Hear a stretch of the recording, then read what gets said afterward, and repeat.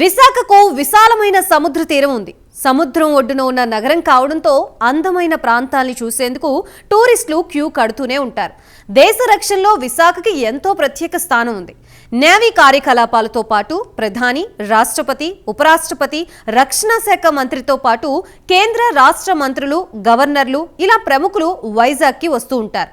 ఇంత ప్రయారిటీ ఉన్న వైజాగ్లో సముద్ర తీరాన ఉన్న ఋషికొండపై రాజప్రసాదాల్ని తలపించేలా చేపట్టిన భారీ నిర్మాణాలు సర్వత్రా చర్చనీయాంశమయ్యాయి. శ్రీమంతుల మాదిరిగా జగన్ నిర్మించిన భవనాలు అందరినీ ఆశ్చర్యానికి గురిచేస్తున్నాయి.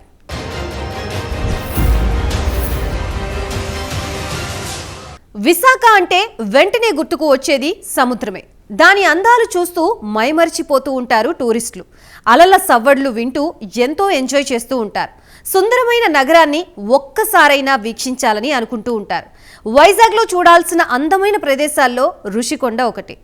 అక్కడికి వెళ్ళి ప్రకృతి అందాల్ని చూస్తూ మెస్మరైజ్ అవుతూ ఉంటారు. అలాంటి ఋషికొండపై వైసీపీ రూల్స్ని బ్రేక్ చేస్తూ విలాసవంతమైన భవనాల్ని నిర్మించింది. 5 ఏళ్లు ఎవరికీ అనుమతి లేకుండా చాలా సీక్రెట్గా నిర్మాణాలు చేపట్టింది. ప్రభుత్వం మారింది. ఋషికొండ రహస్యాలు బయట ప్రపంచానికి తెలిసిపోయాయి. ఇంత ఖరీదైన ప్యాలెస్లు చూసిన వాళ్ళు నోరెళ్లబడుతున్నారు. అసలు జగన్ ఋషికొండపై ఖరీదైన బిల్డింగ్స్ ఎందుకు కట్టించారు?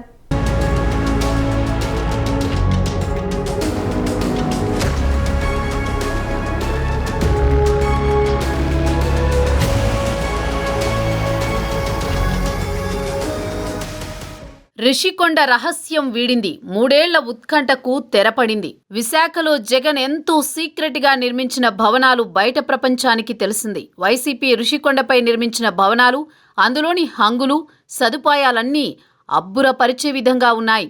దాదాపు 500 కోట్ల ప్రజాధనంతో విలాసవంతమైన భవనాలు నిర్మించారని ఆరోపిస్తున్నారు టీడీపీ నేతలు. అందులోకి వెళ్లి చూస్తే ఇంద్రభవనం మాదిరిగా ఉందంటున్నారు. ఆ భవనాలు అలాంటి భవనాలు కాదు, రాజమహల్ను తలపించేలా నిర్మాణాలున్నాయని చెబుతున్నారు.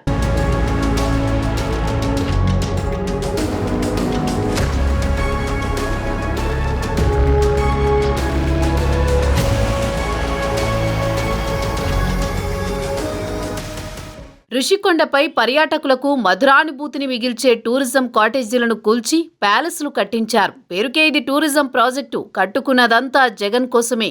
లగ్జరీ భవనాలు కట్టించింది ప్రజాధనంతోనే. అంత సీక్రెట్గా రాజప్రాసాదాల మాదిరిగా బిల్డింగ్స్ కట్టించడం వెనుక ఉన్న మర్మమేంటి?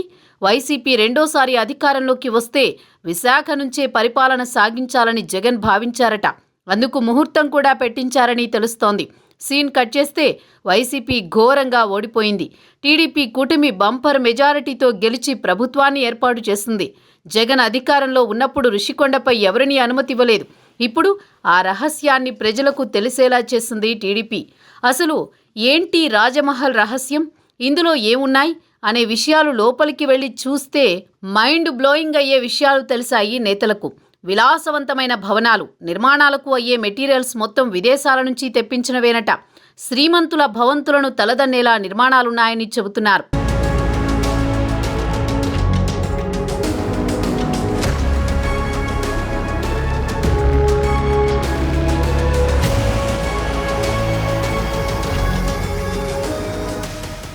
ఏపీ రాజకీయాలు మొత్తం ఇప్పుడు ఋషికొండ ప్యాలెస్ చుట్టూనే తిరుగుతున్నాయి.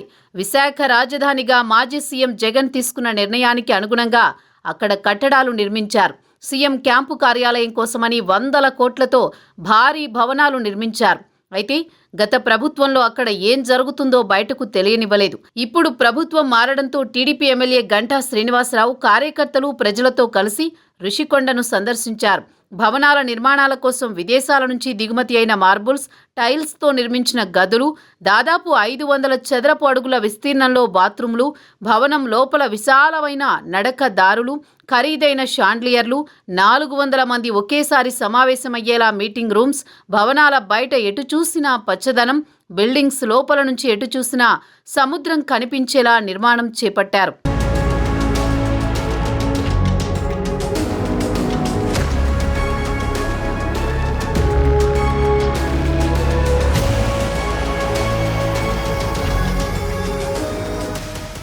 ఋషికొండ 2 తెలుగు రాష్ట్రాల్లో నిత్యం వార్తల్లో ఉండేది. ఇప్పుడు కొత్త ప్రభుత్వం ఏర్పాటుతో ఈ భవనాలు ఏమవుతాయి? అసలు ఋషికొండపై నిర్మించిన భవనాలను రహస్యంగా ఉంచడంపై వైసీపీ ఏం చెప్పింది? ఈ భవనాలను సీఎం క్యాంప్ ఆఫీస్గానో నివాసంగానో మార్చే అవకాశం ఉందా? ఋషికొండ భవనాలు ఎలా ఉన్నాయి? గత 3 ఏళ్లుగా ఋషికొండలో ఏం జరుగుతుంది? అక్కడ ఏం నిర్మిస్తున్నారు అనే ప్రశ్నలకిప్పుడు సమాధానం దొరికింది.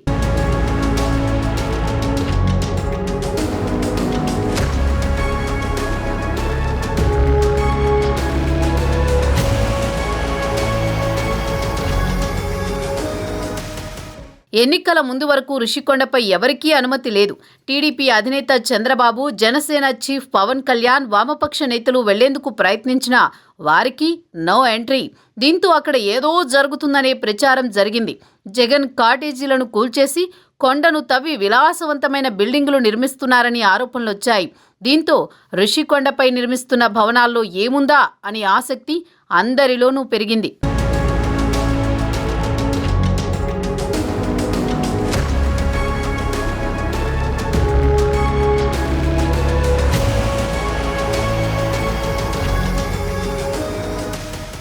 దాదాపు 500 కోట్లతో నిర్మించిన ఈ భవనాల వైపు ఎవరినీ వెళ్లనీయకుండా వైసీపీ అడ్డుకుంది. కనీసం ప్రారంభోత్సవాన్ని ఎంతో రహస్యంగా నిర్వహించారు. మంత్రులు, వైసీపీ ముఖ్య నేతలను, స్వామీజీలను మాత్రమే ప్రారంభోత్సవం రోజు ఋషికొండ పైకి అనుమతించారు. చివరికి మీడియాకు కూడా అనుమతి ఇవ్వలేదు. తాజాగా ఋషికొండ భవనంలోని విలాసవంతమైన గదులు, ఖరీదైన సామాగ్రి, ఫర్నిచర్ అంతా ఇప్పుడు ప్రజలకు తెలిసిపోయింది. ఆంధ్రప్రదేశ్లో ఉన్న ప్రతి ఒక్కరు కూడా ఈ రాజ్మహల్ రహస్యం ఏంటో తెలుసుకోవాలని ఒక ఉత్సాహం, ఆతృత ప్రతి ఒక్కరికి ఉన్న నేపథ్యంలో ఈరోజు దాన్ని ఓపెన్ చేసి మీడియా సమక్షంలో అందరూ కూడా చూపించడం జరిగింది. సాక్షాత్తు చంద్రబాబు నాయుడు గారు, అలాగే పవన్ కళ్యాణ్ గారు వాళ్ళు కూడా ఇక్కడ ఏమవుతుందో తెలుసుకోవాలని ఇక్కడికి రావడం కోసం ప్రయత్నం చేస్తే ఆ రోజు నిర్మానుష్యంగా వాళ్ళని కూడా అడ్డుకోవటం, చివరికి ఇక్కడికి రావడానికి ప్రయత్నించిన వాళ్ళ మీద అక్రమ కేసులు కూడా పెడితే ఈ రోజుకి ఇంకా మా సందీప్ కానీ, శ్రీనివాస్ ఇటువంటి వాళ్ళు మా వాళ్ళు ఎంతోమంది ఇంకా కేసులకి కోర్టుల చుట్టూ కూడా తిరుగుతూ ఉన్నారు. Ours is a big democratic country. భారతదేశం ప్రపంచంలో పెద్ద ప్రజాస్వామ్య దేశం. ఇటువంటి ప్రజాస్వామ్య దేశంలో ప్రభుత్వాలు ప్రతి 5 ఏళ్లకు ఒకసారి ఎలక్షన్ అయినప్పుడు ప్రజల ఆశీస్సులతోటి ప్రభుత్వాలు ఏర్పడుతూ ఉంటాయి. ఆ ప్రభుత్వాలు ఏర్పడినప్పుడు ప్రజల మన్ననలు పొందే విధంగా పరిపాలన చేస్తూ ఉంటాయి. అయితే దానికి భిన్నంగా 2019లో ఏదైతే జగన్మోహన్ రెడ్డి గారు ఒక్క ఛాన్స్ అని చెప్పని ఈ రాష్ట్రంలో అధికారంలోకి వచ్చారో, వచ్చిన దగ్గర నుంచి కూడా ఆయన పరిపాలన ఎలా సాగిందో మనం చూసాం. ఒక ప్రజావేదిక కూల్చివేతతోటి, ఒక విధ్వంసకరమైన యాక్టివిటీతోటి ఈ రాష్ట్రంలో పరిపాలన స్టార్ట్ అయింది. ఆ రోజు నుంచి ఆ 5 సంవత్సరాలు కూడా పూర్తిగా ఎక్కడా కూడా ఒక ప్రజాస్వామ్య పద్ధతులు పాటించకుండా పూర్తి నియంతృత్వ పోకడలో అన్డెమోక్రటిక్గా మరి ప్రతిపక్ష పార్టీలు కానీ, ఎవరైనా ప్రభుత్వాన్ని ప్రశ్నించే నాయకులను కానీ, వ్యక్తులను కానీ అణిచివేస్తూ ఆ పరిపాలన సాగింది.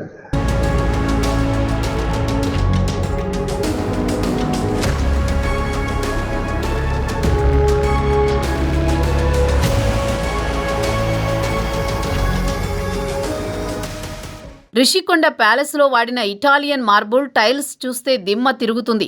ఈ మార్బుల్స్ కోసం ఒక్కో అడుగుకి పెట్టిన ఖర్చుతో మధ్యతరగతి ప్రజలు ఒక చిన్న సైజ్ అపార్ట్మెంట్ కొనేయొచ్చు. దేశాధినేతలు కట్టుకునే రాజప్రాసాదాలకు వాడే మెటీరియల్తో జగన్ ఋషికొండలో బీచ్ వ్యూ ప్యాలెస్ కట్టుకున్నారు. కొండని కొట్టి మరీ ఈశాన్యంలో సముద్రం ఉండేలా బీచ్ వ్యూతో 500 కోట్లతో ప్యాలెస్ కట్టుకున్నారు. బాత్ టబ్ ఒక్కటే 26 లక్షలుందని టీడీపీ ట్వీట్ చేసింది.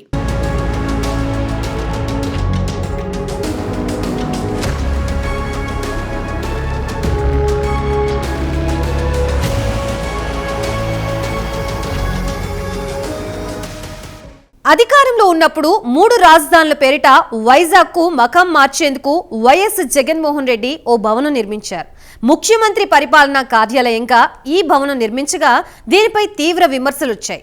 రిషికొండని తవ్వి భవనం నిర్మించడం తీవ్ర దుమారం రేపింది. అనూహ్యంగా వైఎస్ జగన్ అధికారం కోల్పోయారు. దీంతో వైసీపీ ప్రభుత్వం నిర్మించిన రిషికొండ భవనం హాట్ టాపిక్ గా మారింది. ఎన్నికల ఫలితాలు వెల్లడైన రోజే టీడీపీ కార్యకర్తలు ఆ భవనాన్ని స్వాధీనం చేసుకున్నారు. ఇప్పుడు ఆ భవనాల లోపల ఏమున్నాయో ఫోటోలు, వీడియోలు సోషల్ మీడియాలో వైరల్ అవుతున్నాయి.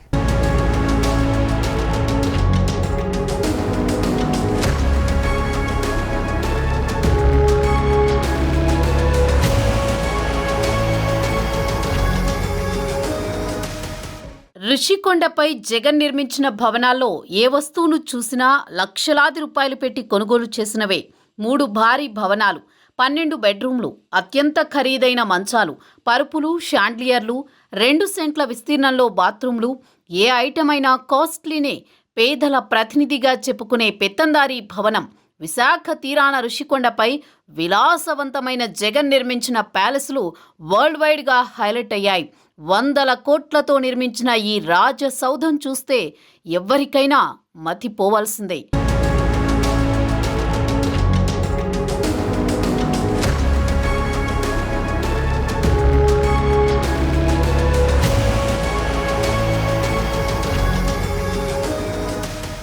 రిషికొండపై జగన్ గుట్టు రట్టయింది.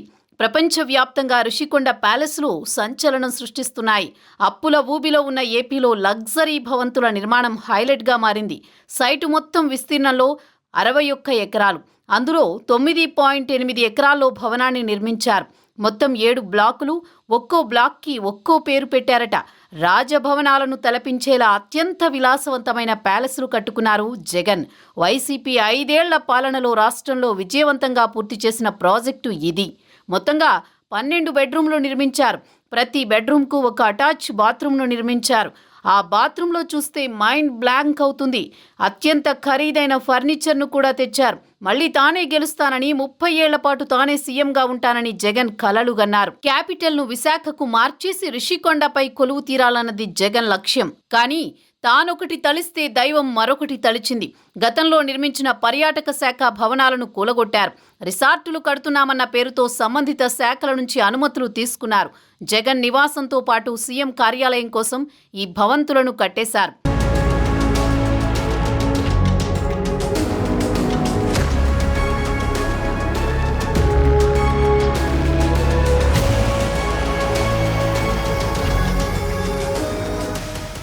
హాలీవుడ్ హీరోలు కొన్ని $1 మిలియన్ వెచ్చించి అత్యంత విలాసవంతమైన భవనాలు నిర్మించుకుంటారు. వాటిని తలదన్నేలా రిషికొండపై నిర్మాణాలు చేపట్టారు జగన్. రాజధాని అవసరాల కోసం వీటిని నిర్మాణం చేపడుతున్న కొందరు మంత్రులు మాత్రం రిసార్టులేనని నమ్మించే ప్రయత్నం చేశారు. అధికారులతో కూడిన కమిటీని ఏర్పాటు చేశారు. ఆ కమిటీ రిషికొండపై భవనాలు సీఎం నివాసానికి అనుకూలమని సిఫార్సు చేయించేలా నాటకమాడారు. విశాఖలో మిగతా భవనాలను పరిశీలించి అన్నింటినీ రిషికొండ భవనాలు ఆమోదయోగ్యమని చెప్పారు. సీనియర్ ఐఏఎస్ అధికారిని శ్రీలక్ష్మి కమిటీకి నేతృత్వం వహించారు. వైసీపీ అధికారంలో ఉన్నన్నాళ్లు అటువైపు వెళ్లకుండా భద్రతను కట్టుదిట్టం చేశారు. ప్రతిపక్ష నాయకులు అక్కడికి వెళ్లేందుకు ప్రయత్నిస్తే వందలాది మంది పోలీసులను మోహరించి అడ్డుకుంది.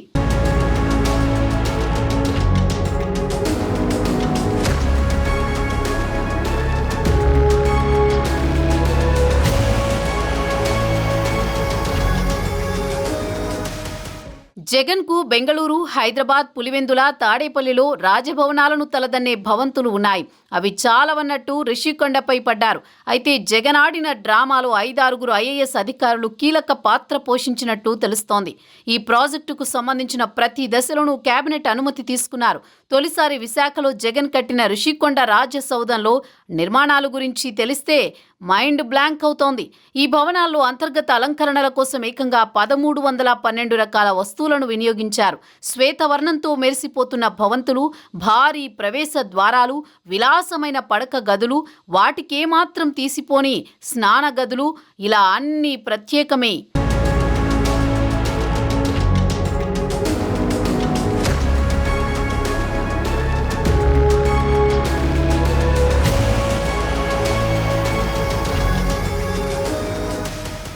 మొత్తం 9.88 ఎకరాల్లో కళింగ, వేంగి, గజపతి బ్లాకులుగా రిషికొండపై భవనాల నిర్మాణం జరిగింది. కళింగ బ్లాక్లో 2 భవనాలను సీఎం కార్యాలయం కోసం నిర్మించారు. భవనాలను భారీ స్తంభాలు, ప్రాకారాలతో ఇంద్రభవనాలుగా తీర్చిదిద్దారు. భవనాలను అనుసంధానిస్తూ విశాలమైన నడవాలు నిర్మించారు. అన్ని గోడలకు విదేశాల నుంచి తెచ్చిన పాలరాయి తాపడం చేశారు. ఏ భవనం చూసినా శ్వేత ముదురు గోధుమ వర్ణాలతో మెరిసిపోయేలా తీర్చిదిద్దారు. వాటికి ఇరువైపులా పాలరాయి నిర్మాణాలతో కూడిన ఎత్తైన ఆకృతులను చెక్కారు. బాత్రూములకు సైతం సెంట్రలైజ్డ్ ఏసీ ఏర్పాటు చేశారు. భవనాల్లో వినియోగించిన ఫ్యాన్లు, ఇతర పరికరాలు చాలా కాస్ట్లీ. ఒక ఫ్యాన్ ధర 35,000 నుంచి స్టార్ట్ అవుతుందట. షాండ్లియర్ల ధర ఒక్కొక్కటి 2 లక్షల రూపాయల వరకు ఉంటుంది. 12 బెడ్రూమ్లకు వేరువేరు మంచాలు ఏర్పాటు చేశారు. ఈ గదులకు చుట్టూ ఆటోమేటిక్ అద్దాల తలుపులు, బయట నుంచి ఎండ లోపలికి రాకుండా ఆటోమేటిక్ కర్టెన్లు ఏర్పాటు చేశారు. హాలుకు 2 వైపులా భారీ సోఫా సెట్లు ఏర్పాటు చేశారు.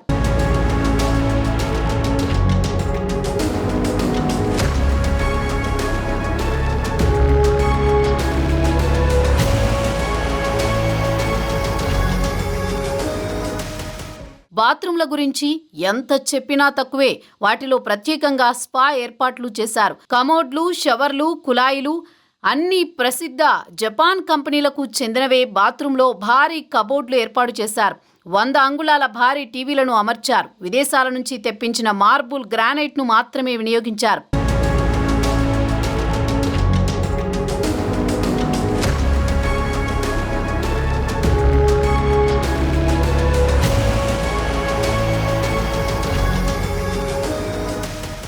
వైసీపీ రెండోసారి అధికారంలోకి వస్తే జగన్ తన భార్యకి బీచ్ సైడ్ ప్యాలెస్ గిఫ్ట్గా ఇస్తా అని చెప్పి ప్రభుత్వ సొమ్ముతో ఇలా విచ్చలవిడిగా ఖర్చు చేశారని ఆరోపిస్తున్నారు టీడీపీ నేతలు. దేశాధినేతలు కట్టుకునే రాజప్రాసాదాలకు వాడే మెటీరియల్తో జగన్ ఋషికొండలో కట్టుకున్న బీచ్ వ్యూ ప్యాలెస్ అంటూ పోస్ట్ చేస్తున్నారు. దీనిపై వైసీపీ నేతలు స్పందించారు. ఋషికొండలో నిర్మించినవి ప్రైవేట్ ఆస్తులు కావని, ప్రభుత్వ భవనాలే అంటూ క్లారిటీ ఇచ్చారు. విశాఖపట్నానికి ఇచ్చిన ప్రాధాన్యాన్ని దృష్టిలో ఉంచుకుని ఈ భవనాలను నిర్మించామని చెబుతున్నారు. వాటిని ఎలా వినియోగించుకోవాలన్నది కొత్తగా ఏర్పడిన ప్రభుత్వం ఇష్టమన్నారు.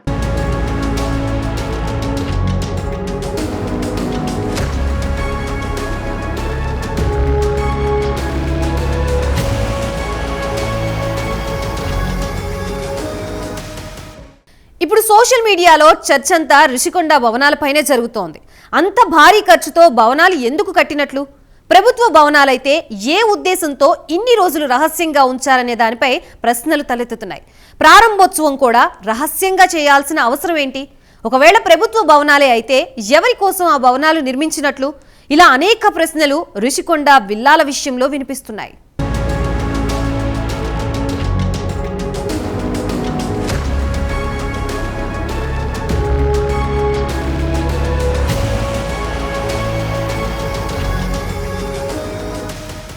ఋషికొండపై పర్యాటక రిసార్టు నిర్మాణం పేరిట ప్రకృతి విధ్వంసానికి పాల్పడ్డారని జగన్పై తీవ్రస్థాయిలో విమర్శలు చేస్తున్నారు టీడీపీ నేతలు.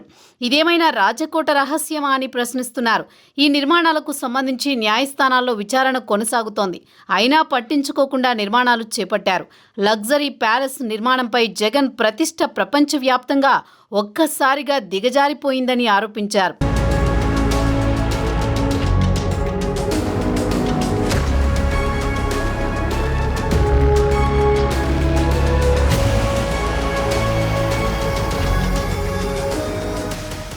ఋషికొండపై నిర్మించిన ప్యాలెస్పై నేషనల్ వైడ్గా చర్చ సాగుతోంది. అప్పులతో నెట్టుకొస్తున్న రాష్ట్రంలో 100 కోట్లు ఖర్చు చేసి లగ్జరీ భవనాలు నిర్మించడంపై విమర్శలు వెల్లువెత్తుతున్నాయి. పేదల కోసమే పనిచేస్తానని చెప్పిన జగన్ మాటలు బూటకమేనా అని నిలదీస్తున్నారు టీడీపీ నేతలు. త్వరలో సీఎం చంద్రబాబు విశాఖలో పర్యటించనున్నారని, ఈ భవనాలను ఎలా వినియోగించుకోవాలనే అంశంపై నిర్ణయం తీసుకుంటారని చెబుతున్నారు. వైజాగ్లో వైఎస్ఆర్ ప్రభుత్వం కట్టిన గెస్ట్ హౌస్ మీదో బిల్డింగ్ మీదో విశేషమైన విమర్శలు వచ్చినాయి. అది చాలా వరకు అలాంటివి జరిగితే మనం తప్పకుండా దాని మీద ఫోకస్ చేయాలి. తప్పేమన్నా చేశారా, ఎవరు శాంక్షన్ చేశారు, ఇవన్నీ చూడాలి, దాని మీద యాక్షన్ తీసుకోవాలి. దీంట్లో విషయాలు ఏమేమి ఉన్నాయో అన్నీ బయటికి రావాలి. కానీ ఇది అన్నిటికంటే మంచిది ఏమిటంటే 2014 నుంచి 2024 వరకు ఈ 10 సంవత్సరాలు ఆంధ్రప్రదేశ్ వేరే రాష్ట్రం అవ్వాక ఏమేమి చేశారు. ఉదాహరణగా కొంత కరప్షన్ కనపడుతుంది, కొంత కరప్షన్ కనపడదు, కొంత వేస్ట్ కనపడదు, కొంత వేస్ట్ కనపడుతుంది. ఈ వైజాగ్లో కట్టిన భవనం వేస్ట్ అయితే తప్పకుండా యాక్షన్ తీసుకోవాలి, ఆలోచించాలి.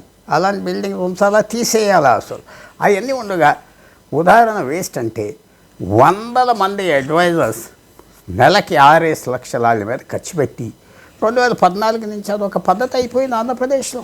నెలకి 5-6 లక్షలు జీతం, ఆఫీసు, కారు ఇవన్నీ ఇచ్చి ఇష్టం వచ్చిన వాళ్ళకి ఇచ్చి వాళ్ళకి ఏదో తృప్తి చేసినందుకు చేసి సొంత పనులు చేసుకొని వాళ్ళకి ఏదో సేవ చేసినట్టుగా గవర్నమెంట్ వాళ్ళని సేవ తీసుకున్నట్టుగా ఎంతో వందల మందిని 2014 నుంచి 2024 వరకు అన్ని ప్రభుత్వాలు చేశారు. అది ఎంక్వైరీ చేయాలి.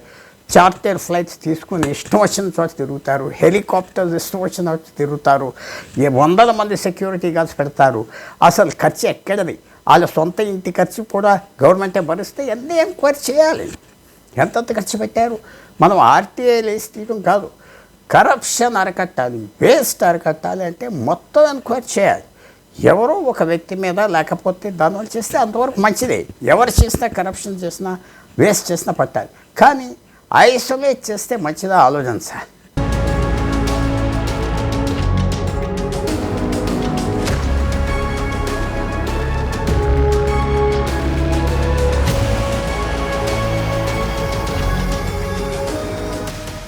నివాస భవనాల బయట విదేశాల నుంచి తీసుకొచ్చిన వేల మొక్కలతో గార్డెనింగ్ చేశారు.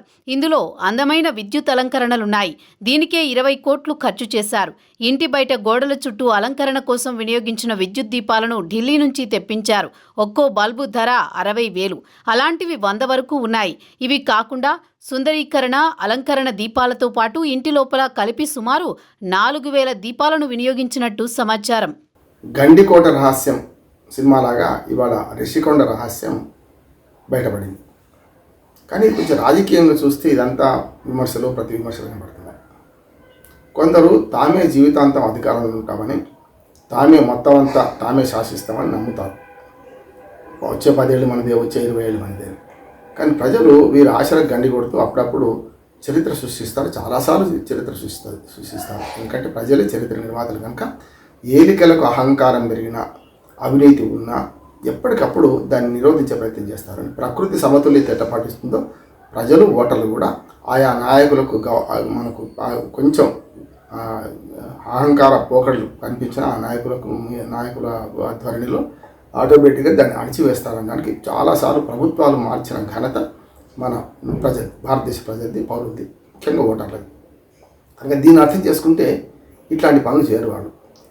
రిషికొండకి తీసుకుంటే చాలాసార్లు దాన్ని దాపరికం చేశారు, పరదాల చాటున దాన్ని నిర్మాణం చేశారు.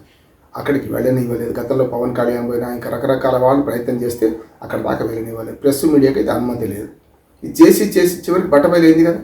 అధికారం శాశ్వతం కాదు కదా. ఇప్పుడు కూడా ప్రజలు అధికారాన్ని లిమిటెడ్ పీరియడ్కే ఇచ్చారు, 5 ఏళ్ళకి ఇచ్చారు. 5 ఏళ్ల తర్వాత ఏమవుతుందో వాళ్ళకి తెలియదు, వీళ్ళకి తెలియదు, ఇచ్చేవాడికి తెలియదు, ఓటేసేవాడికి తెలియదు. కానీ తీర్పు మాత్రం ఒక యూనిక్గా తీసుకుంటారన్నారు. మంచి ఉదాహరణ ఆంధ్రప్రదేశ్లో గత 15 ఏళ్ళుగా జరుగుతుంది చూస్తున్నాం.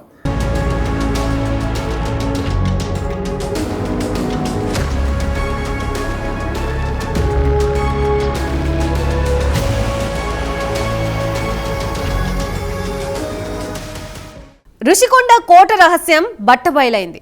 3.5 ఏళ్లుగా సామాన్య ప్రజల కన్ను కూడా పడకుండా ప్రజాసొమ్ముతో నిర్మించిన విలాస భవనాలకి సంబంధించిన దృశ్యాలు అందర్నీ అవాక్కయ్యేలా చేస్తున్నాయి. రిషికొండపై కట్టుకున్న జల్సా ప్యాలెస్ లో ఫర్నిచర్, బంగారు తొడుగులు ఆశ్చర్యానికి గురిచేస్తున్నాయి. ప్రజాసొమ్ముని జగన్ విచ్చలవిడిగా ఖర్చు చేశారని విమర్శలు చేస్తున్న టీడీపీ నేతలు, వైసీపీ మాత్రం జగన్ దార్శనికతకు అద్దం పట్టేలా ప్రభుత్వ భవనాలు నిర్మించారని చెబుతోంది.